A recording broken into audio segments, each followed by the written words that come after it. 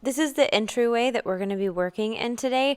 This is going to be part of an extreme kitchen makeover, vintage cottage style.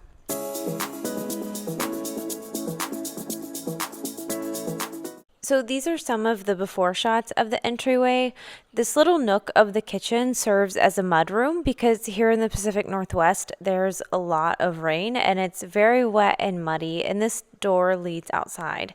But this entryway is also a great place to display some pieces that are important to my mother-in-law because this kitchen is central to this home. The front door opens into the kitchen and the other rooms all branch off from there. So any visitor will see whatever is on display here. So our challenge with this entryway mudroom is that we want it to be functional but also beautiful.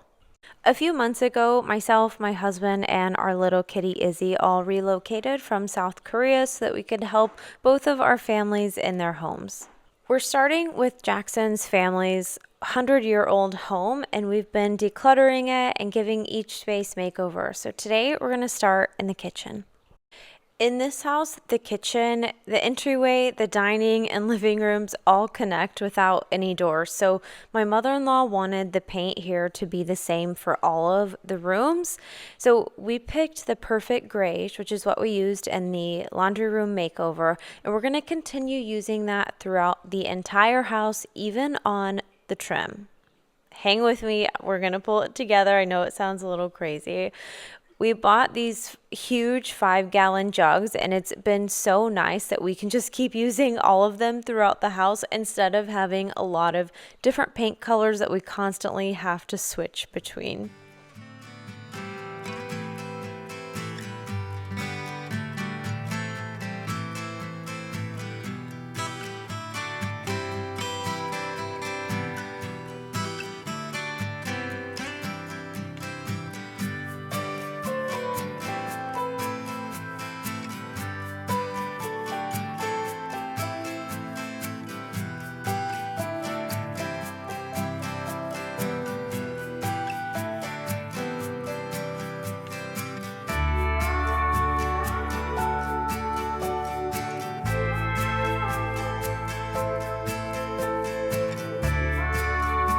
In makeovers, I think it's important to splurge in certain areas and know when you can save in others. The light switches were an easy way that we could save money by spray painting them instead of buying all new ones. So I'm going to start by using a good primer. This is key so that it doesn't start chipping and look really gross a few months down the road. We don't want this to just be a cheap solution. We want this to be something that's going to last. So make sure that you spend a few extra dollars to buy the primer and wait before each coating before you spray the next one. Then we're going to go back in with this antique bronze spray paint, and I know I'm not showing it, but we definitely are waiting before we start putting another layer on. And this is the final product of the switch plates. We were really worried that the entryway was going to look flat and bland, so we decided to add layers to kind of break it all up, and I thought that adding beadboard might make the perfect fix for us, and it definitely is that vintage cottage northwest vibe that we were going for, and my mother-in-law agreed to it, so we went to Lowe's, we bought some supplies which barely fit in our car, and it was time to start installing. But one thing that's really funny about this makeover is that Jackson nor I have ever installed beadboard or trim or used a paint sprayer like this. The whole way through this makeover, we were just telling our mother-in-law that we could handle this, and then we were secretly Googling everything, watching YouTube tutorials when we got stuck, and really just trying to plow ahead and not let ourselves get discouraged. Anyone who's ever watched me paint a portrait knows that I just go for it. This is really central to the TSD ethos, and I think it's really empowering when you just let yourself try stuff. So many times we think only the experts can do it, and sure, sometimes you need to call the experts, but there's also a YouTube tutorial for everything, and you can really surprise yourself if you just try it. And I think that the novices sometimes do things even better than professionals because it's your house. No one cares as much as you do about your space. So you might see us doing some things wrong or inefficiently, and that's just because it's our first time, but you gotta learn somehow. And the coolest part is that now we have some experience and we would definitely feel more confident doing this sort of project again. We were using liquid nails to glue these to the walls, but because there's such a heavy spackle, which is one reason we wanted to cover up the walls, is because my mother-in-law hates the crazy spackle that whoever owned this house previously did. But the liquid nails was just not sticking to it. So unfortunately, we had to go in with nails. But in the end, it adds to the rustic feel of it. Before we paint these, we're going to prime these with this Zinsser primer. It's supposed to stick to everything, which will then allow your paint to stick to it more. But it does require that you wait 1 hour in between coats. So after this, I'm going to go in with the Perfect Grayish again, but instead of using the eggshell finish that we used on the walls, we're going to go back in with a satin finish, which is the same that we used for the trim throughout the house.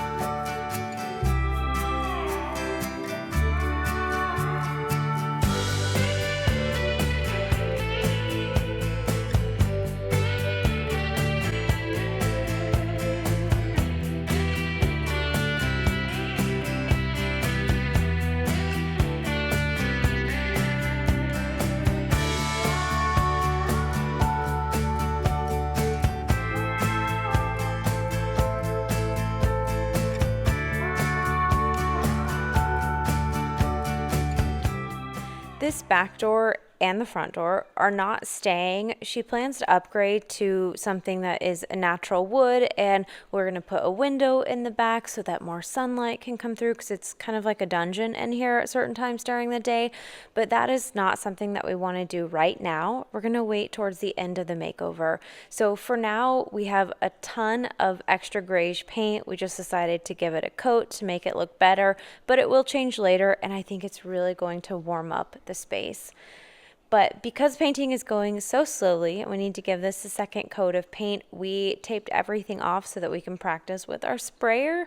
We are definitely going to practice on the door before we do anything on the trim, but this is where you're going to laugh at us, because spraying is a lot harder than I was expecting. There's an art to it, so we just have to keep practicing. We made some mistakes, but we were able to cover up those mistakes pretty well when all things were said and done.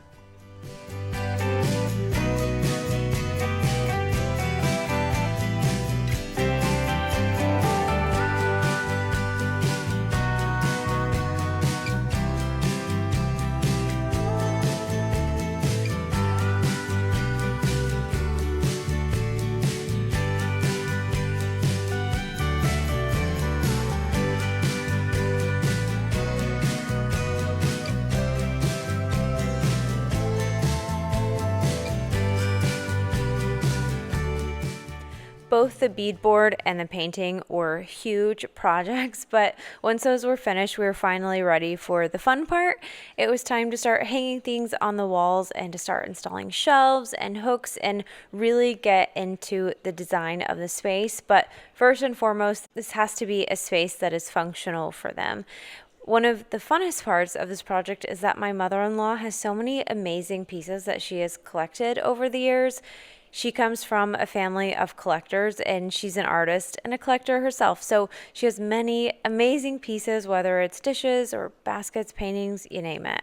She hasn't been able to properly display these because her house was so crowded, but now that we have the space cleared out, we can bring in some of her favorite pieces, and she can really put them on display and see them every day and really appreciate each story attached with each object.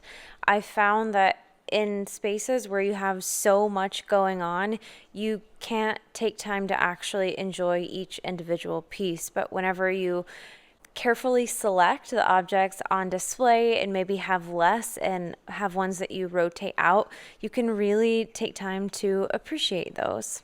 So this is obviously the fun part of designing this space, but it's important to remember the 4 steps of the TSD method, which are clean, declutter, organize, and then design. If you go back and look at those before videos, at the beginning, you'll see that there was just too much clutter and it was impossible to design this space in a beautiful way. And I say this all the time, but you can't cheat the process. You can't design a room or a home that's messy or cluttered or unorganized. You must go through the unfun part in order to get through to the fun part. Those steps, though, they're not glamorous. They're really hard, but you have to go through them and trust the process and just not let yourself get discouraged. Once you clean out your space, once you get organized, you're going to have so much fun styling it and filling your home with items that you're very intentional about. It's just going to make your life so much better because your mind and your house, they're connected. All right, this stool, it's not very pretty like that, and it's going to be hard to paint over with the coating that it has, so we're going to give it a coat of this Zinsser primer. We're just going to use extra samples that we had. This was Gray Squirrel in the Bear paint from Home Depot.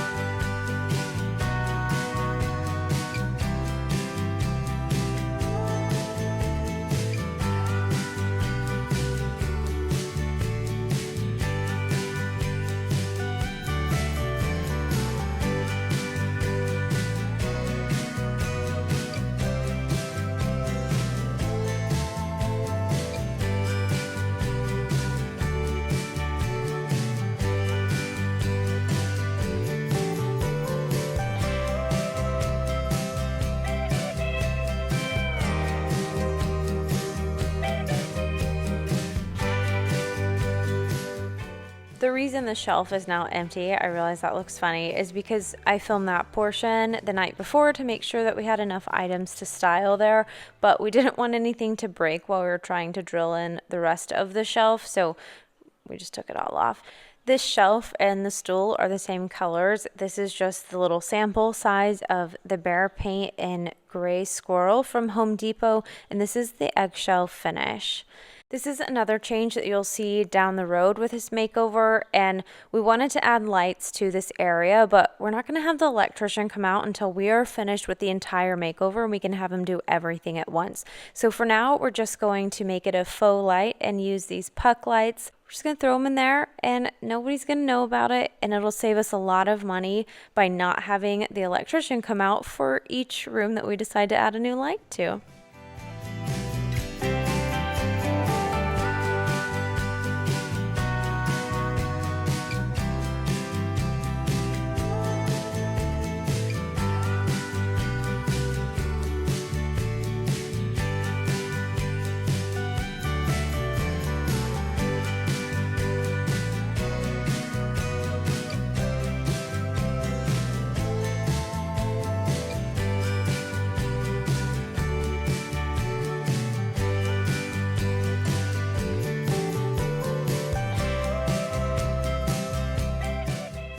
All right, I think we have everything set. So here is the final look of our makeover.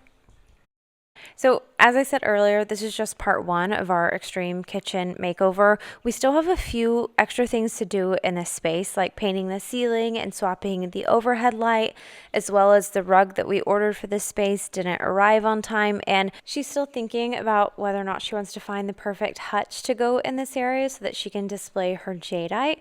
For now, though, we're just using these antique chairs that she found on Marketplace for $90.